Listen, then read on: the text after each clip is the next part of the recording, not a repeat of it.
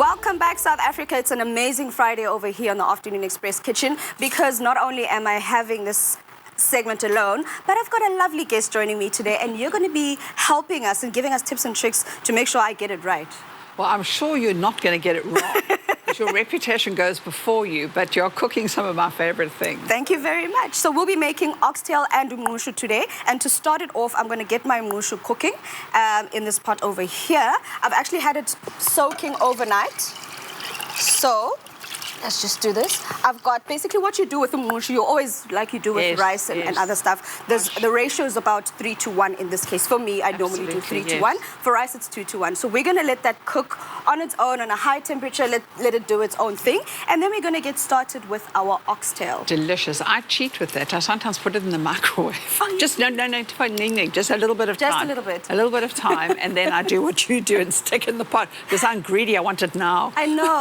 I'm just like you. Oxtail is one of my favorite meats to cook. And we're going to be cooking with EXCELLA oil today. Okay. The one thing I love about EXCELLA oil is that it doesn't have a smell. You know, like some oils will have that awful smell that stays in your food and when you're cooking and stuff. But luckily, EXCELLA is not like that. It's a quality product, so it's a great addition to your pantry. Fantastic. And to start our cooking, I'm going to be searing our oxtail off like I normally do with my stew. Of course. Sear it out on the outside, let it get nice and crusty and brown, and then the cooking continues. You've mentioned that this is one of your favorite dishes. Completely and utterly. You know what I love about the oxtail is I love the richness of the fat, which is divine. Matambo, the flavour in that. I mean, the meat is amazing, and I love the fat. I always drain it off and use it to mix into like a dumpling mix or something like that. You know, it's delicious.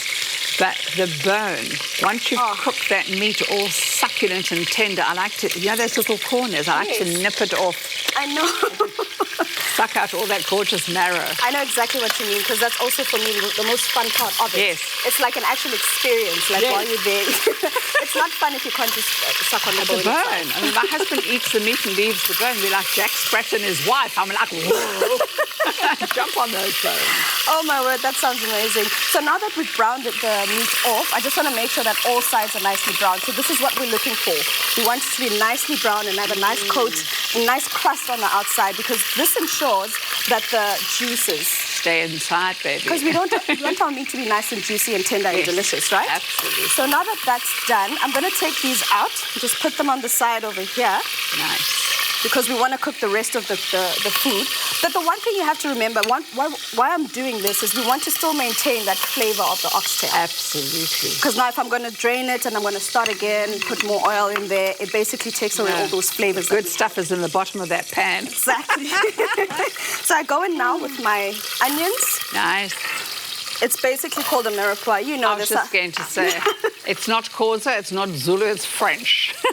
You heard it here, guys. What would we call it in one of our African languages? I wonder what we would call it. A threesome or something. I don't know.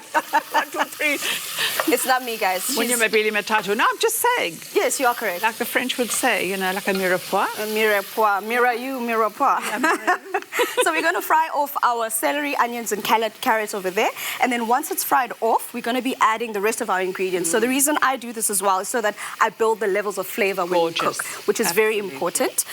You mentioned earlier that you've had some encounters with Mam Yvonne Chaka Chaka. Oh, yes. And you guys have history, Mandela. Please fill us in. I need to... My side, look, I've cooked for Thabo Mbeki, so I've had close contact. He smoked his pipe. I used to smoke in those days. But for Madiba, I worked at the prison, not because I was a warden or anything like that, but it was on his birthday, and we did our 67 minutes there, and we cooked for the inmates, so he'd already passed on, you know. Oh, okay. But we did that to celebrate his birthday. Wow. Yeah. You've actually had a one-on-one encounter, and that's, I'm jealous, first of all, because I would have liked to meet him. But I am happy to have you in my kitchen, because now I can have all those jewels and tips and tricks. What would you do at this point before I add my meat? Is there anything else that you'd want to... The thing is, you've got your herbs in there, all those lovely hard herbs, which can take long cooking. Correct. I wouldn't do anything different. Are you going to season it? Yes. With some salt and pepper. And just let it develop a little bit before you drown it in stock. Correct. Well, normally I would put in stock, but I've realized that the less water I put into my meat, the more tender it becomes, because you basically just let it cook in its own juices. That's it. And to me, the other thing I'm very impressed with what you're doing is your pot pot just holds it. When you take a pot that's too big, what happens is it keeps reducing and evaporating.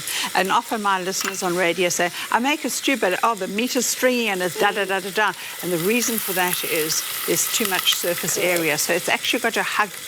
It's, it's going to like dance cheek to cheek in that pot, Mama. Did you guys see that, right? Cheek to cheek. In the pot. Exactly. So you're doing it all right. Thank you. So basically what I've gone in with there right now, I've got some bay leaves, I've got some thyme, some tomato puree, some tomato paste. Guys, everything that I'm mentioning right now, you can get on the Afternoon Express website. That's afternoonexpress.co.za.